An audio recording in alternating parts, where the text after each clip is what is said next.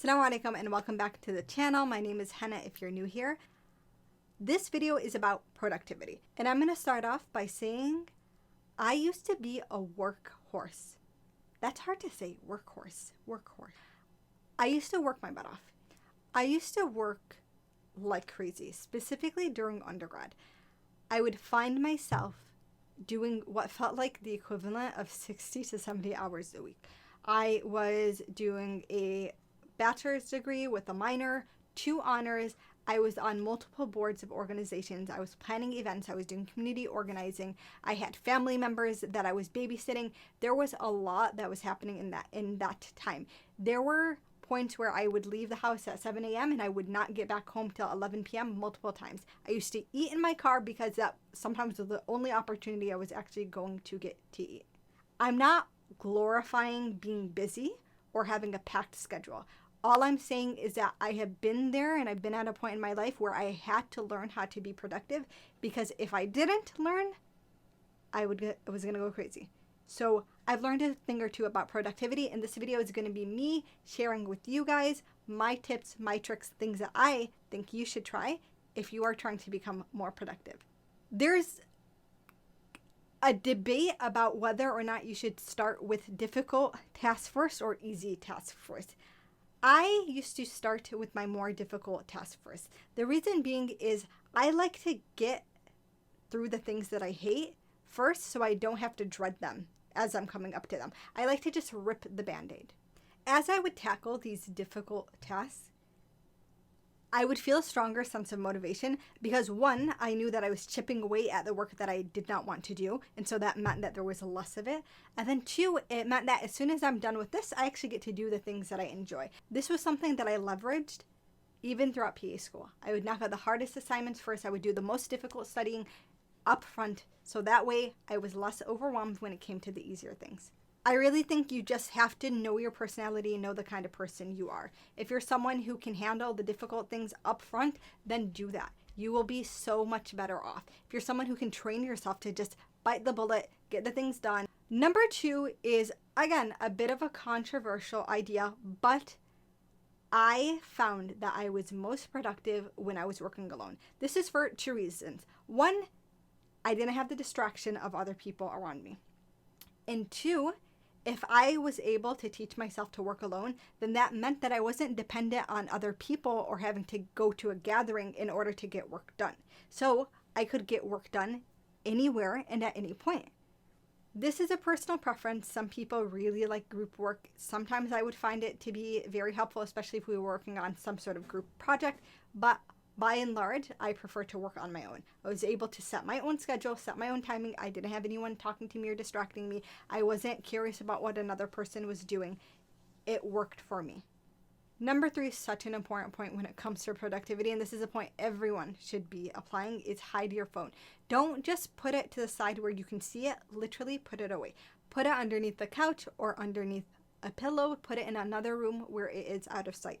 Out of sight is out of mind. There are literal studies that show that if you are working and you're able to see your phone, you are more likely to be less productive. They actually measure this. As soon as I learned that point, I was like, I'm just not going to have my phone around when I'm doing work. I will put it on Do Not Disturb if I'm using it as a timer, and I'll hide it underneath a pillow or somewhere where I can't see it until my timer runs out. The next point is the point that the God-conscious person thinks about, and it's embracing the concept of barakah. Barakah is basically, the way I describe it, is understanding that blessings have multiplicity, that God will, through certain blessings, magnify the good in them so that you can reap the benefit. When you understand barakah, you understand that it is possible for Allah subhanahu wa ta'ala to literally stretch time so that you're able to accomplish more in less time. There are points in time where we know there is more barakah. Specifically, the Prophet ﷺ said that there is particular barakah in the early hours for his ummah. So this is right after Fajr, basically. I'm not someone who likes to wake up super early, but if you're someone who can find yourself doing that and are looking to be extremely productive, this is a well-known tip in even the CEO and self-improvement world. waking up early to get work done, you are going to get more work done.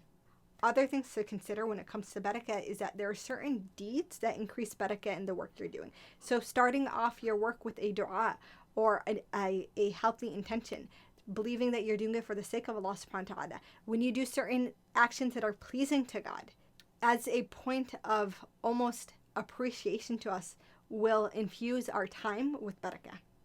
I'm going to interrupt right here, guys, and say if you're enjoying this content, if it's helping you, then please like this video and subscribe. Also, comment to me. Do you struggle with productivity, and what in specific makes it difficult for you? I'm curious to know. I'm going to be a little more intense with my methods of getting things done, but it works. One thing that I find is helpful is the use of negative reinforcement. So there's no other way to say this except to say you set up punishments for yourself if you're not able to get what you swore you were going to get done.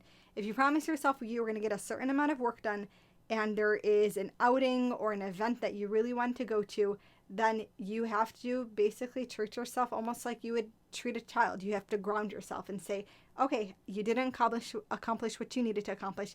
You're not going out until you do that. This is a trick that really only Muslims will be able to apply.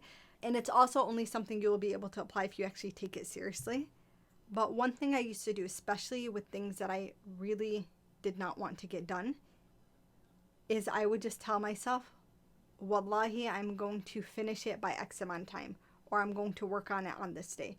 I would corner myself with the use of Wallah, because I knew that if I didn't fulfill what I said I was going to do, now I was going to have to fast 3 days, or I was going to have to give a large amount of money to charity. It worked well. I try to avoid it because the last thing I ever want to do is get myself into a situation where I don't end up fulfilling it, and then I absolutely have to do the qada or the fast and or charity. But it works when I was in a pinch. The final point I'll make is when it comes to productivity, it is very helpful for you to distinguish in your head the things that you have to do from the things that you want to do. All of us in our lives, whether it's a work we're doing, whether it's that we are content creators or entrepreneurs or have our own businesses or we're in school, there are things that we thoroughly enjoy as part of the work we do, and then there are things that we just do them because they have to get done. Distinguish those two things in your mind, because hopefully as you are getting through the tasks that just have to get done, you're going to make it towards the tasks that you really enjoy. And as you automatize and find ways to do the tasks that you don't like more efficiently, you're going to allow for more time and more safe space to do the things that you actually do enjoy doing. Guys, I hope you enjoyed this video. If you do, then please like and subscribe and follow for more. Assalamu alaikum.